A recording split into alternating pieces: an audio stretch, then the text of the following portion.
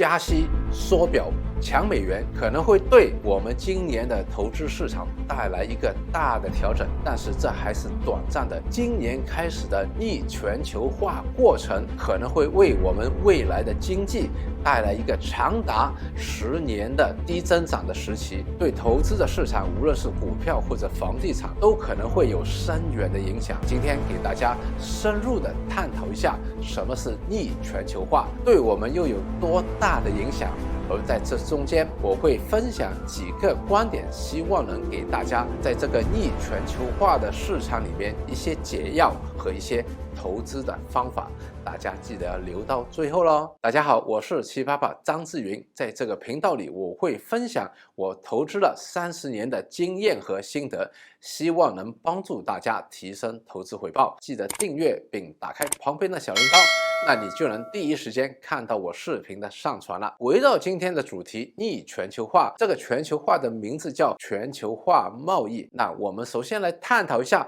贸易到底对我们有多大的好处。早在1776年，英国的著名经济学家亚当·史密夫，他的《国富论》里就提出了贸易的好处。简单来说，通过贸易，我不需要什么事情都自己做，而是可以专注、重复的去做一样工作，把做那样工作的效率提升，而且是做得越做越好。我不需要自己去找食物，我不需要自己做自己的衣服，我只要专注做好我的投资，而把投资赚来的钱可以去买食物，可以去买衣服，可以去享受。这个就是最简单的个人层面的买卖交易。那发展到了一个地区或者一个国家的话，也方便一个企业、一个产品，它周边的零件的供应链也可以聚在那一个地方，使到那一个地区成为制造那一个产品的集中地。比如说在汽车发展的时候，美国的底特律或者当今时代长三角、珠三角的许多的制造业都是整个供应链都聚在一个地方，使到这个时候成本大大的降低，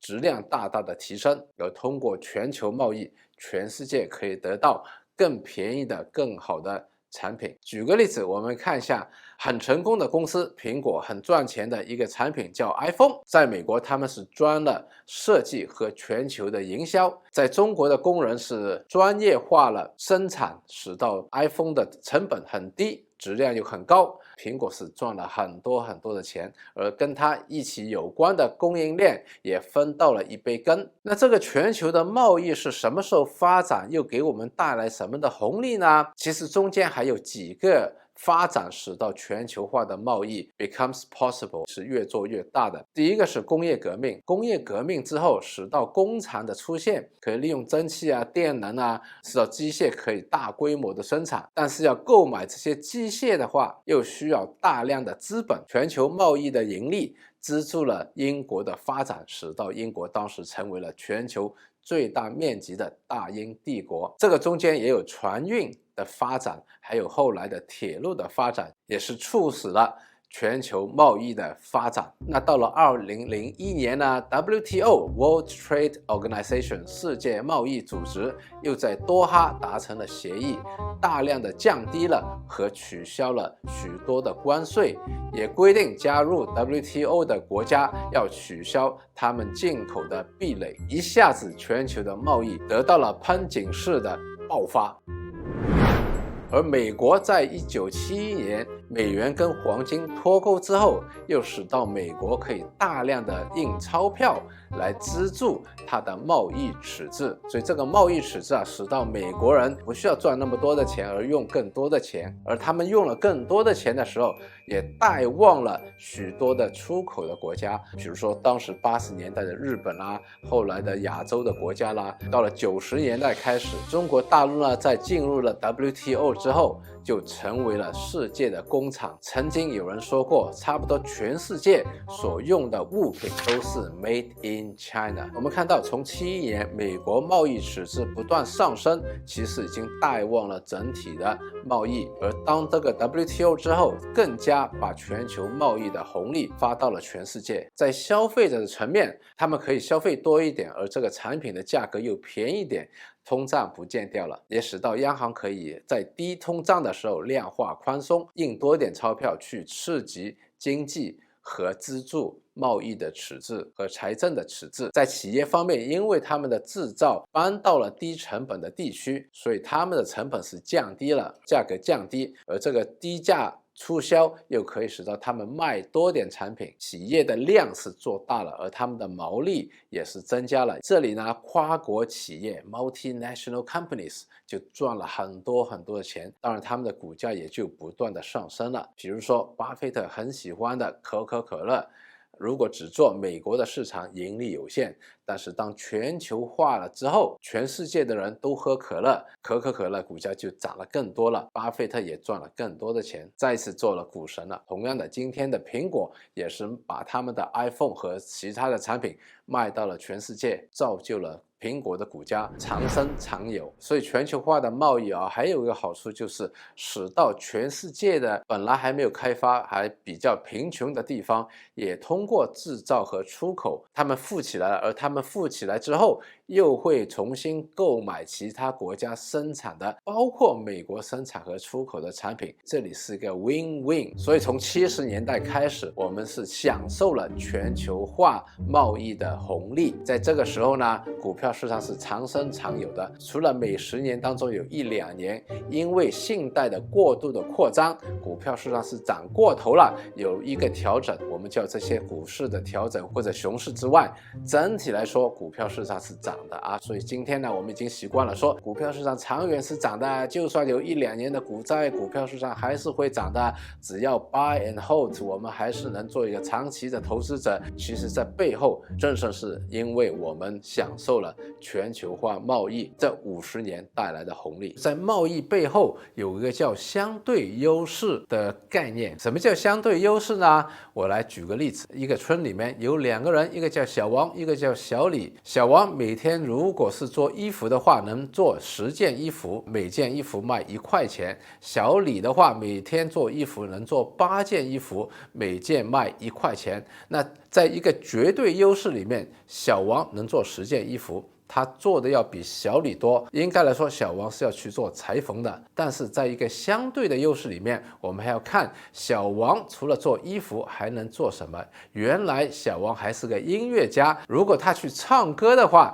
他每天能赚50块，远远要比做衣服赚的要多。所以就算小王做衣服做的也是比小李要赚得多，但是他可以去唱歌，赚更多的钱来买小李所做的衣服。相对优势是要考虑到一个人除了做那个事情之外还能做什么。举个例子，就算中国做衣服是做了非常的便宜，但如果中国能发展高科技的 AI， 赚的是更多的亿万的钱，那有可能以后就不再做衣服了，那越南、柬埔寨、缅甸去做，中国以后可能是问这些国家进口这些纺织和服装，而中国出口 AI 啦、高科技的产品啦，这个就是一个相对优势的应用。说了这么多全球化贸易的好处，那为什么现在要逆全球化呢？我们来看看3个原因。第一个，当一个社会、一个国家发展了之后，他们的劳工的成本会越来越高。首先，工人要求涨工资，而且不光是工资，他们还要有更多的福利和保障。比如说我们看到美国的过去100多年，工资是不断在涨，而且很多企业要为工人买劳工保险啊、医疗保险啊，还有工会的形成，使到 labor 的成本是非常的高。另外呢，随着一个社会比较富裕之后， work-life balance， 很多人希望有更多的时间去享受生活，而不是大量的时间来做工作。相反，在一个国家相对贫穷的时候，很多的工人就算你给他相对很低的工资，也愿意吃苦耐劳、勤快工作，而且他们也不要求有其他的福利或者保障。所以我们看到中国在改革开放刚开始的时候，劳工的成本是非常低的，也没有什么社会的保障。但是随着中国的经济的发展，五险一金等等也是给工人更多的保障，但是同时劳工的成本也开始上涨了。所以今天中国已经不是再靠劳工成本的低廉去竞争，而是靠更多的高科技和设计等等的高价值的东西在全球市场竞争。那难免很多工人因为全球化了之后，在另外一个国家有人愿意更吃苦耐劳，收更低廉的工资，把这些工人的工作抢走了。所以美国过去10多年经济不太好，大量的生产工作消失了，对这一帮低收入的没有工作的人来说，积累了一些仇恨。那美国的政客正好是看到这些选民的愤怒，打出了美国优先的口号。所以我们看到特朗普就是靠这样进入了白宫做了总统，也是在他的任内开展了对中国的贸易战。第二个原因呢，是不同的国家对环保呢有不同的要求。一般来说，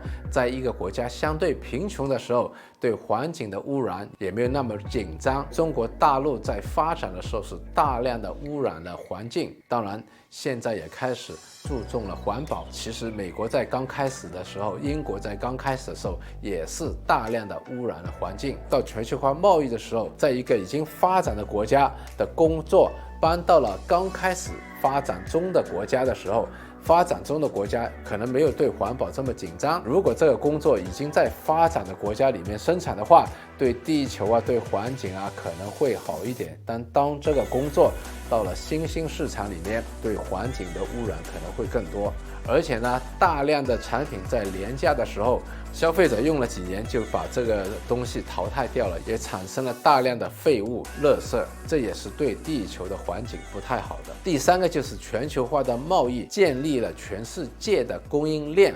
而这个使到每一个国家要依赖对方。今年的俄乌战争和中国的疫情封城，使到美国感觉到，如果大量的依靠俄罗斯或者中国或者其他任何一个国家，对它本身的国家安全不利。所以美国今年下半年开始大量的政策出来，希望就是把很多的制造业甚至是设计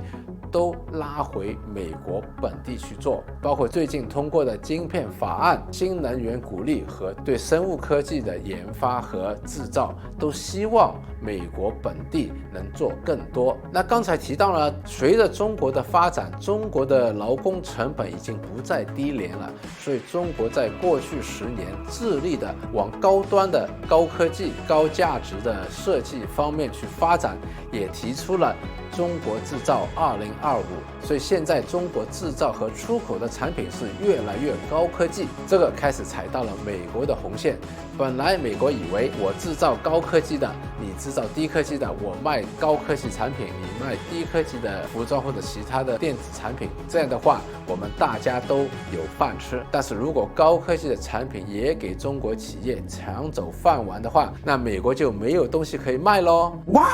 所以我们看到特朗普开始，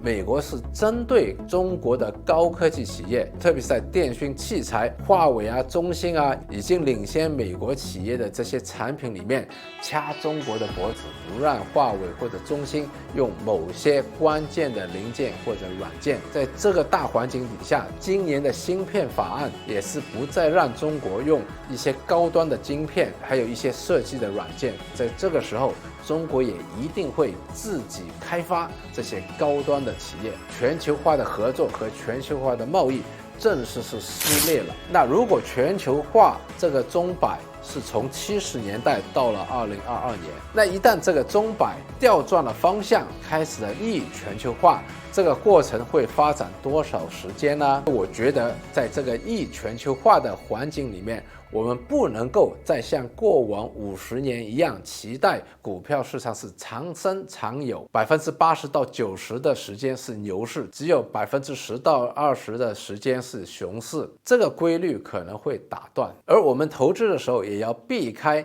依赖全球贸易那些跨国企业。以往很多人喜欢就买一个 ETF， 买一个大盘一篮子的股票，这个我们要避免，因为未来很难再有一个风口里所有一篮子的猪一起起飞，我们要千挑万选。而我个人觉得未来的投资是要看重创新、看重知识产权、看重灵活，所以在这里反而小公司、初创企业更有优势，而我们要避开的是大量投入资本去买设备、重资产、建规模的那些大型的制造业。根据这个准则，你能想到哪些行业或者哪些企业要避免呢？哪些行业或者哪些企业可以留意的呢？欢迎大家在留言区集思广益。那当然，依赖全球贸易出口的那些国家，可能他们的经济也会长期的低迷，他们的货币也会疲弱。我们全球投资的时候，